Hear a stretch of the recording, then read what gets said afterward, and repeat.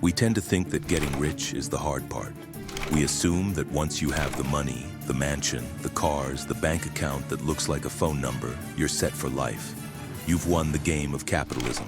We operate under this silent assumption that people with millions of dollars are, by default, smart, or at least smart enough to keep it. We are examining the few, the rich, the catastrophically foolish, the 5 individuals who achieved the ultimate dream, unlimited money, only to find it was a weapon they turned on themselves. They had everything most people crave, from a $10 million mansion to a $1.5 billion empire. We're not asking how they failed financially. We're asking the darkest question of all. When they reached the summit of wealth, why did their own character become the lethal poison? Why, in the end, did all that money fail to save them? Austin McBroom. At the height of their dominance, the Ace family had conquered YouTube. 19 million subscribers, a $10 million mansion in Los Angeles, a lifestyle that seemed, from the outside, to be the apotheosis of the American dream. Austin McBroom and Catherine Pays had taken the chaotic, unfiltered intimacy of family life and turned it into an empire. But here is where the story takes its turn into the abyss. By 2021, the McBrooms were facing approximately $130 million in lawsuits. The mansion they had mortgaged for $10 million in an area where the next most expensive home sold for $2 million was in foreclosure. They had become, quite literally, a cautionary tale. But the failures weren't accidents. They were symptoms of something far more pathological. The Ace Club, a subscription service they launched, charging $20 per month for exclusive content. The app broke. Months went by. Money kept flowing in while the McBrooms collected payments they never earned. When confronted, they blamed external partners. When pressed further, they admitted, on camera with astonishing casualness, that their fans had been scammed. Then came the boxing events. The social gloves events promised charity donations, high-quality production, and fighter payouts that never materialized. Over $100 million in potential revenue was generated, yet fighters received nothing. Lawsuits piled like autumn leaves on a grave. The McBrooms built their empire on lies. They financed their lifestyle through deception. And somewhere in the ascent, they seem to have lost the ability to distinguish between entertaining content and actual fraud. In January 2024, after nearly 7 years of marriage, Catherine Pays announced the divorce. Austin later admitted to infidelity. The empire, it seemed, was not only financially unsustainable, it was emotionally unsustainable as well. See Boogie 2988. Stephen Williams built a different kind of empire. For over a decade, as Boogie 2988, he cultivated a persona of relatable vulnerability. He spoke about depression. He discussed his struggles with weight, with relationships, with the crushing isolation that comes from being perpetually watched by millions. He was, to many people, honest, real, broken in ways that felt authentic. But authenticity, when monetized, becomes something else entirely. After his divorce in 2018, a settlement required Boogie to surrender half of his assets to his ex-wife. Rather than accept this outcome with any grace, he began what can only be described as a descent into financial chaos. The channel that had earned him millions began, predictably, to lose viewership. His spending only accelerated. In the midst of mounting debt, facing the prospect of bankruptcy, Boogie made a purchase that crystallizes the psychology of financial self-destruction. He bought a $100,000 Tesla Model X, a car he could not afford, to drive on roads that led nowhere. Then came the cryptocurrency moment, that desperate final grasping at deliverance. Boogie posted a video titled, "I Am Rich, How Crypto Made Me Rich," in which he claimed that recent cryptocurrency investments had transformed his fortune. The video was met with predictable skepticism, because here was the central tragedy of Boogie 2988. He had spent years demonstrating his inability to make sound financial decisions, and yet he kept announcing salvation was near. By 2024, his net worth had collapsed. The man who had monetized his vulnerability, who had built an audience by showing them his worst self, found that his worst self was not, in fact, endearing. It was just contagious, and once his audience caught it, they left him behind to suffer alone. Kanye West. Kanye Omari West is perhaps the most complex figure in this narrative because unlike McBroom or Boogie, Kanye possessed genuine genius. He was not merely wealthy. He had created wealth from pure artistic vision. His albums had shaped generations. His sneaker designs had altered the infrastructure of athletic wear. He was, by any reasonable measure, a visionary. In February 2016, Kanye West announced on Twitter that he was $53 million in personal debt, not $53 million in business debt, personal debt. He had spent so recklessly on his various creative ventures that he publicly begged Mark Zuckerberg for $1 billion. The fashion industry, he discovered, does not operate on the same principles as music. A single album requires studio time and marketing. A fashion line requires manufacturing, logistics, retail infrastructure, and the constant creation of new inventory. When Kanye partnered with APC, a high-end French label, the collaboration cost him $30 million. His first solo fashion line cost him $16 million before a single piece was sold. And yet, over the next several years, Kanye managed to recover. His partnership with Adidas, specifically the Yeezy sneaker line, eventually generated extraordinary wealth. By 2019, Forbes estimated his net worth at approximately $5 billion, with $1.5 billion of that attributed directly to the Adidas relationship. But wealth, once again, was not the destination. It was merely the setting for what came next. In October 2022, Kanye began making anti-Semitic statements on social media and in interviews. He wore a White Lives Matter shirt at Paris Fashion Week. He posted that he was going DEFCON 3 on Jewish people. He appeared on podcasts praising Hitler and claiming he loved Hitler. The remarks became increasingly unhinged, increasingly dehumanizing, increasingly inexplicable. Within weeks, Adidas severed its relationship with West. Within months, Gap, Balenciaga, and Universal Music Group all terminated their partnerships. His net worth plummeted from $1.5 billion to $400 million. He lost his billionaire status almost instantaneously. But here is where the tragedy deepens into something almost Shakespearean. Kanye did not stop.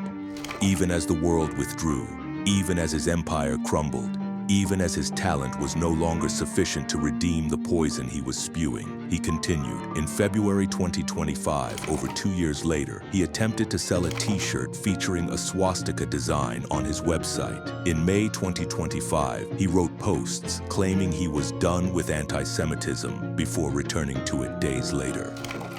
What we are witnessing is not merely the downfall of a wealthy person. We are witnessing the collapse of a mind that has been unconstrained by consequence. For years, Kanye's talent insulated him from the normal rules of social and professional accountability. Money created a buffer zone. Wealth became a kind of immunity. And when that immunity was finally stripped away, there was nothing underneath but the raw, unfiltered pathology. Bill Hwang was not seeking fame. He was not building a brand. He was, instead, engaged in what might be called the purest expression of financial ambition, the pursuit of legendary status on Wall Street. Archegos Capital Management, Hwang's investment fund, began with approximately $10 billion in assets. Through a combination of leveraged derivatives, financial instruments that allowed him to control vastly larger positions than he actually owned, Hwang inflated his portfolio to $36 billion by 2020.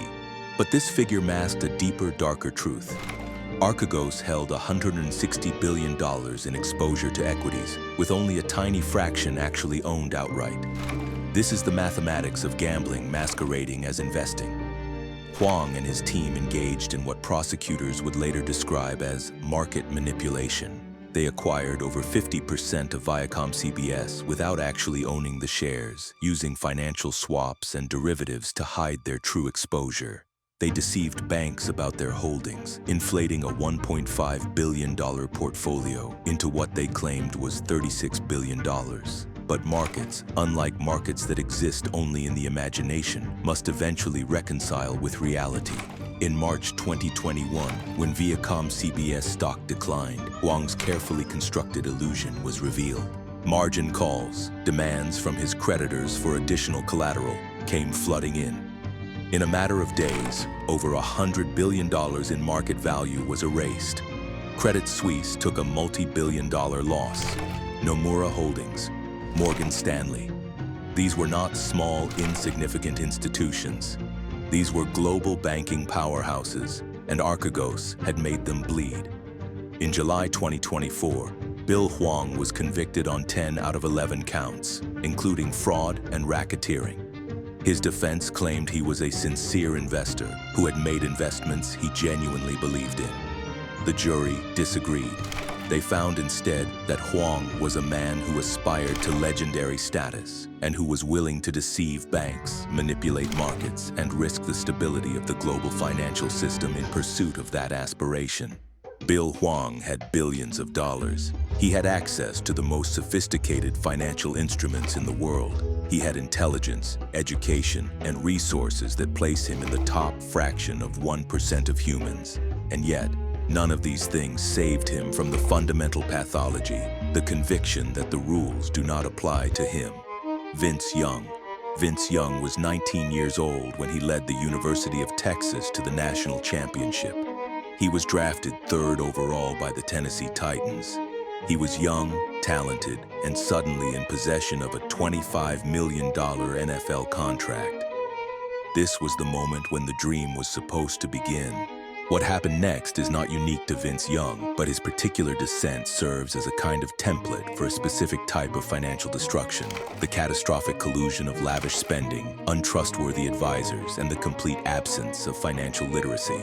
Over the course of his career, Young earned approximately $34 million in NFL salary alone, supplemented by $30 million endorsement deals from Reebok, Campbell's Soup, and the National Dairy Council. Total earnings, over $64 million.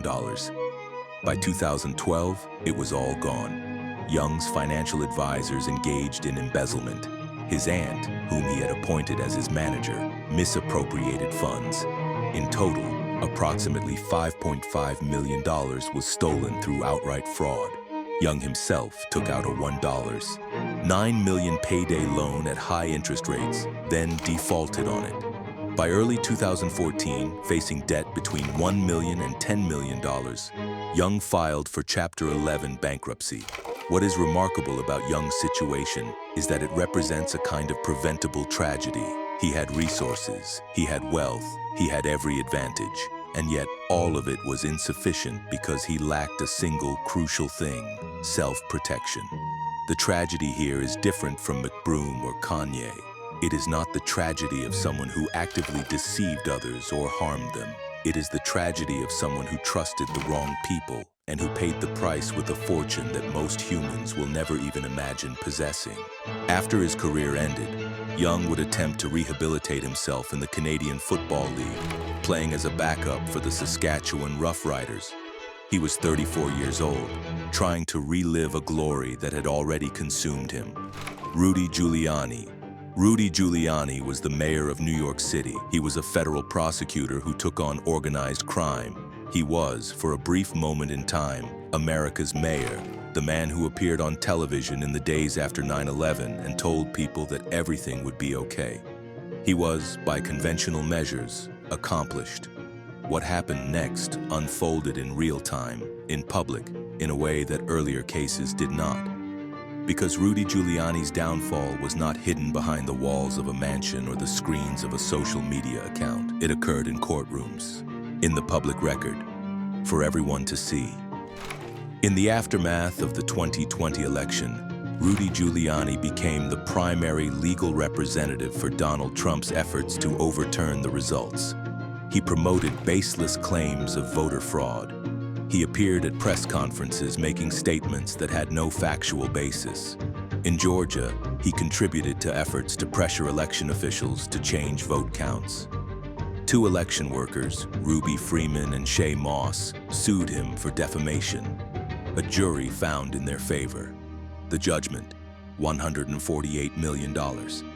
Faced with this judgment, Giuliani filed for Chapter 11 bankruptcy in 2024. But the bankruptcy proceedings revealed something even more damning: Giuliani's complete unwillingness to be transparent about his financial situation. He failed to provide adequate financial documentation. He hid income from podcast appearances and book deals. He was evasive about asset valuations. The bankruptcy judge, Sean Lane, grew so frustrated with Giuliani's conduct that he dismissed the bankruptcy petition in July 2024, leaving Giuliani vulnerable to immediate collection efforts from his creditors. By September 2024, Giuliani owed $300,000 just to a forensic accounting firm tasked with tracing his finances. He faced liens on his property. He faced the possible seizure of assets, including World Series memorabilia, watches, and real estate, including a Manhattan apartment and a Florida condo. But here is the most damning aspect of Rudy Giuliani's decline. He had the resources to avoid all of this. He had decades to build wealth. He had professional expertise. He had legal knowledge. And yet, he squandered it all by becoming a vehicle for election denial, for promoting false claims, for participating in efforts to undermine democracy itself. The destruction, in this case, was not merely personal, it was consequential. A man with power and resources chose to use them in service of a lie, and the consequences radiated outward, affecting democracy itself. Conclusion: money is not the source of wisdom. It is not the source of happiness. It is not the cure for the human condition. If anything, money is a magnifying glass that reveals what was always there: the weaknesses, the pathologies, the fundamental flaws in character and judgment. Boston McBroom had the power to build something legitimate and chose deception instead. Boogie 2988 had vulnerability and chose self-destruction. Kanye West had genius and chose hatred. Bill Hwang had intelligence and chose manipulation. Vince Young had youth and chose negligence. Rudy Giuliani had accomplishment and chose lies. Each of them had a moment, a branching point in their lives where they could have chosen differently. McBroom could have been honest. Boogie could have accepted his limitations and planned accordingly. Kanye could have sought help. Hwang could have operated within the bounds of legality. Young could have hired trustworthy advisors. Giuliani could have rejected the lies, but they did not. And that is the real lesson. Intelligence does not scale with bank account balances. Wisdom does not grow with wealth. And money, in the end, reveals only what was always there: the absence of character, the presence of pathology, the death of accountability. The question is not why money didn't save them. The question is, what was there to save?